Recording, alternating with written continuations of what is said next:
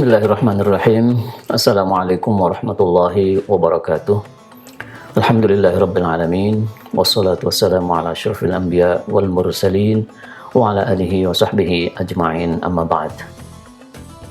Kita hari-hari ini berada pada masa peralihan sekolah dari anak yang SMP kemudian pindah ke SMA, SMA ke kuliah dan seterusnya, kenaikan kelas dan macam-macam. Timbul kemudian pembicaraan di kalangan sebagian siswa maupun calon siswa, terutama yang mengambil jurusan seni dan sejenisnya, terkait dengan patung, gambar manusia dan lain sebagainya. Di satu sisi pihak sekolah melakukan kegiatan pembuatan patung, menggambar dan lain sebagainya yang menjadi tugas atau bagian pokok dari siswa yang bersangkutan. Tetapi di sisi lain kemudian ada siswa juga yang membaca informasi dari berbagai sumber di internet yang mengatakan bahwa patung dan lain sebagainya itu haram, sehingga timbul keraguan mana sebenarnya yang harus dia lakukan dan apa sebenarnya pandangan agama terkait dengan hal itu.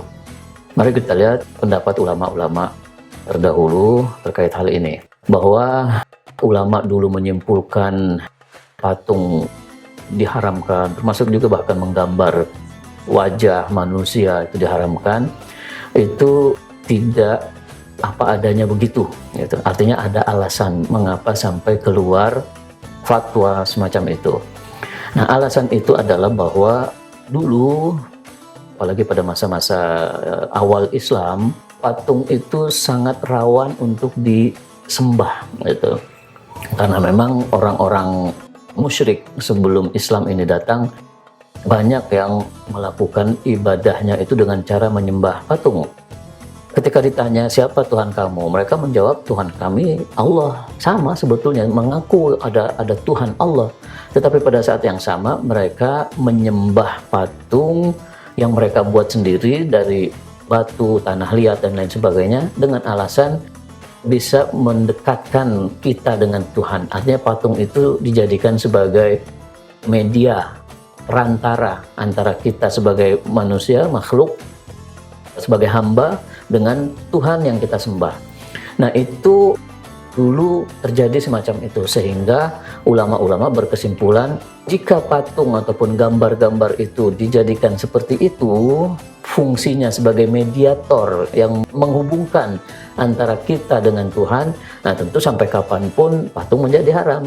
Menjadi haram kalau difungsikan semacam itu, apalagi kalau difungsikan sebagai Tuhan yang disembah itu sendiri. Nah, tetapi dalam perkembangan sejarah ya umat manusia berikutnya, ketika Islam sudah benar-benar bisa diterima, sudah menyebar luas di dunia, kemudian penyembahan patung baik secara langsung yang dianggap sebagai Tuhan maupun yang dianggap sebagai perantara antara manusia dengan Tuhan itu sudah relatif tidak ada, dikatakan aman, maka sebenarnya alasan untuk mengharamkan patung menjadi tidak ada lagi, gitu. Tidak ada. Patung hanya sebatas sebagai objek sejarah, sebagai seni, karya seni dan lain sebagainya. Nah, ketika patung hanya sebatas sebagai objek sejarah, itu sama sekali bisa dimaklumi. Apalagi menambah kemudian keyakinan kita bahwa dulu pernah ada umat semacam ini yang akibatnya begini. Kalau mau taat kepada Tuhan seperti ini, kalau melanggar menjadi begini, itu sesuatu yang penting bahkan. Nah, makanya kemudian ulama-ulama pada era belakangan setelah melihat bahwa hal-hal atau yang menyebabkan patung dulu dilarang itu sekarang sudah tidak ada, ulama-ulama kemudian menyimpulkan bahwa patung juga tidak lagi dilarang jika fungsinya sebatas pada karya seni dan tidak disembah. Nah, hanya memang masih ada batasan yang harus betul-betul diperhatikan.